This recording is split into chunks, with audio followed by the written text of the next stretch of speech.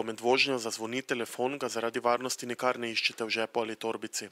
Takšno početje je nevarno in lahko v najslabšem primeru privede do nezgode. Varnejša rešitev je uporaba magnetnih nosilcev, ki jih brez poškodb notranjosti avtomobila namestimo na armaturno ploščo. To je magnetni nosilec, ki je namenjen predvsem za telefone, mobilne naprave, navigacije, naprave za prostoročno telefoniranje, MP3 playerje oziroma za karkoli, kar bi v avtu radi uporabljali, pa odložili oziroma imeli nekje na vidnem mestu. Po čem se pa razlikuje od drugih podobnih izdelkov? Njegova prednost je, da je majhen in ne zakoti veliko prostora v avtomobilu.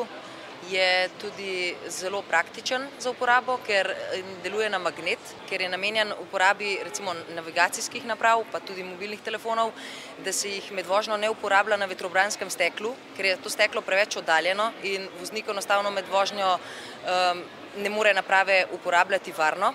Pa tudi za vakuum je zelo znano, da se hitro odlepi, popusti in naprava zleti po avtomobilu. Ali magnet ne škoduje delovanju mobilne naprave? Ne, absolutno ne, ker je narejen točno s tem namenom, ampak je sestavljen iz 4 kontrapolariziranih magnetov, ki enostavno se izniči vpliv magneta, čim se ploščica pritrdi na tetraks.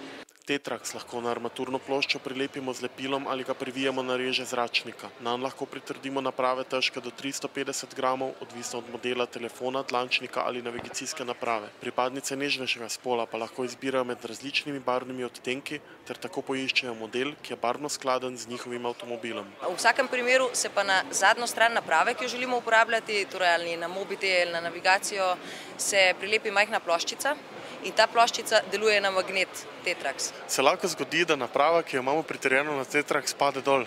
To se ne more dogajati, ker je testirano med drugim tudi v rally vozilih in če tam drži, potem tudi v običajnem vozilu med običajno vožnjo sigurno drži.